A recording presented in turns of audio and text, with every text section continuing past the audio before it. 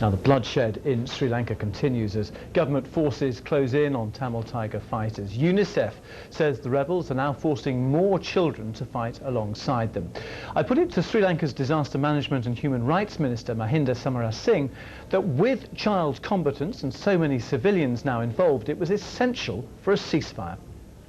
The President of Sri Lanka on the 30th of January called on the LTT to surrender, lay down their weapons and let those thousands and thousands of civilians who are being held forcibly by the LTT to be let go of, so that they can seek the refuge of government and that they can be then looked after and their future needs addressed. Now, if the LTT is willing to do that tomorrow, there will not be any fighting, because as I said, our fight is not with the civilians, and I repeat, not with the civilians. It is with a ruthless terrorist organization. So the military offensive will continue. Does that mean that civilian deaths, child deaths, are a price worth paying for defeat of the Tigers? Well, the defeat of the Tigers is what the country is asking for.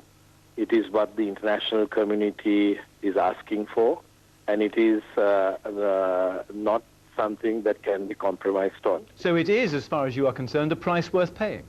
No, we are not. We are not killing civilians. We are not targeting civilians. It is the LTT who are killing civilians, and I can give you several examples of what they did in the recent past, and this has been noticed by the international community, and the international community has categorically condemned this. How many civilians do you believe are still inside this war zone? The international community, the UN included, have been talking about 250,000, and I can tell you categorically that figure is not correct. It is less than 100,000 in our opinion. Nearly 35,000 of civilians have come over to government control areas, breaking ranks from the LTT in the last 2 weeks or so. So we are hopeful that we'll be able to get the rest out very soon. And those civilians are being held in detention camps, and for how long will they be held there?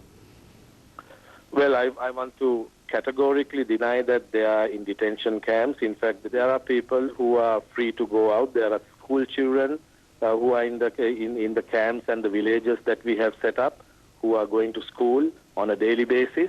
There are, of course, some people whom we have to screen further because we know that the LTT has infiltrated the IDPs and come over, as was shown with the suicide bombing which took place about 3-4 days ago.